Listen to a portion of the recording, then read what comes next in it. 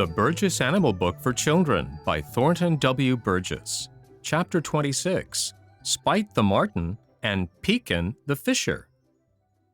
"The two remaining members of the weasel family none of you have ever seen," began Old Mother Nature when she opened school at the old meeting place in the Green Forest the morning after their visit to the Smiling Pool. "You have never seen them because they live in the deep forest of the far north. But were you living up there, you would know them, and the dread of them would seldom be out of your mind. One is called Spite the Marten, and the other Pekan the Fisher. Spite the Marten is also called the Pine Marten and the American Sable, and he is one of the handsomest members of the weasel family. Shadow the Weasel can climb, but he spends most of his time on the ground. Jimmy Skunk and Digger the Badger are not climbers at all. Little Joe Otter spends most of his time in the water, but Spite the Marten is a lover of the treetops and is quite as much at home there as Chatterer the Red Squirrel. When he is moving about in the trees, he looks much like a very large squirrel, while on the ground he might be mistaken for a young fox. His coat is a rich, dark yellowish brown, becoming almost black on the tail and legs. His throat is usually yellow, though sometimes it is almost white. The sides of his face are grayish, and his good-sized ears are grayish-white on the inside. His tail is about half as long as his body and is covered with long hair, but isn't bushy like a squirrel's. While his general shape is that of Shadow the Weasel, his body is much heavier in proportion to its size. Chatterer, you and your cousin Happy Jack may well be thankful that Spite the Marten doesn't live about here, for he is very fond of squirrels and delights to hunt them. He can leap from tree to tree quite as easily as either of you, and the only possible means of escape for a squirrel he is hunting is a hole too small for Spite to get into. No squirrel is more graceful in the trees than is Spite. But he by no means confines himself to the trees. He is quite at home on the ground, and there he moves with much of the quickness of Shadow the Weasel. He delights to hunt rabbits, and he covers great distances, being even more of a traveler than Billy Mink. He doesn't kill for the love of killing, but merely for food. If he kills more than he can eat at a meal, he buries it, and when he is hungry again, he returns to it. Like all the other members of his family, he's a great hunter of mice. Also, he catches many birds, especially those birds which nest on the ground. Birds, eggs, frogs, toads, some insects, and fish vary his bill of fare. But unlike his smaller cousins, he eats some other things besides flesh, including certain nuts, berries, and honey.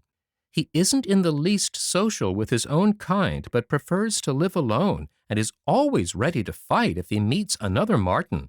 Being so great a traveler, he has several dens. Mrs. Spite makes her nest of grass and moss in a hollow tree as a rule, occasionally in a hole in the ground. She has from 1 to 5 babies in the spring. Spite is not a good father, for he has nothing to do with his family. As I told you in the beginning, he is found only in the great forests of the north. The darker and deeper they are, the better it suits him. His own cousin, Pekan the Fisher, and Tufty the Lynx are probably the only natural enemies he has much cause to fear. His one great enemy is man. His coat is one of the most highly prized of all furs, and he is persistently hunted and trapped. In fact, his coat is one of the chief prizes of the fur trappers. In this same deep, dark forest, clear across the northern part of the country, lives Pekan the Fisher, also called the Pennant Marten and Black Cat. He is larger and heavier than Spite the Marten, and his coat is a brownish-black, light on the sides and browner below. His nose, ears, feet, and tail are black. He gets the name of Black Cat from his resemblance to a cat with a bushy tail, though on the ground he looks more like a black fox. Like his cousin, Spite the Marten, he lives in the pine and spruce forests and prefers to be near swamps. He is a splendid climber, but spends quite as much time on the ground. However, he is even livelier in the trees than is Spite the Marten. Spite can catch a squirrel in the treetops, but Pekan can catch Spite, and often does. He isn't afraid of leaping to the ground from high up in a tree, and often when coming down a tree, he comes down head first.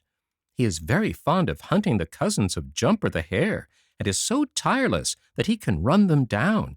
He is very clever, and like his cousin Glutton the Wolverine, makes no end of trouble for trappers by stealing the baits from their traps. You all remember how frightened Prickly Porky was when I merely mentioned Pekan the Fisher. It was because Pekan is almost the only one Prickly Porky has reason to fear. If Pekan is hungry, he doesn't hesitate to dine on porcupine. He has learned how to turn a porcupine on his back, and, as you have already found out, the under part of the porcupine is unprotected. Just why Pekan should be called Fisher, I don't know. True, he eats fish when he can get them, but he isn't a water animal and doesn't go fishing as do Billy Mink and Little Joe Otter. His food is much the same as that of Spite the Marten. He is especially fond of rabbit and hare. He is so strong and savage that he can kill a fox, and often does. Bobby Coon is a good fighter and much bigger and heavier than Pekan, but he is no match for Pekan. Probably all of you have guessed that being a true marten, Pekan's coat is highly prized by fur trappers. He hates the presence of man, and with good cause. Now, this ends the weasel family, but that's only one family of the order of carnivora, or flesh-eaters. There is one family you all know so well that I think we will take that up next. It is the family to which Reddy Fox and Old Man Coyote belong, and it is called the dog family. Tomorrow morning, when you get here, I may have a surprise for you.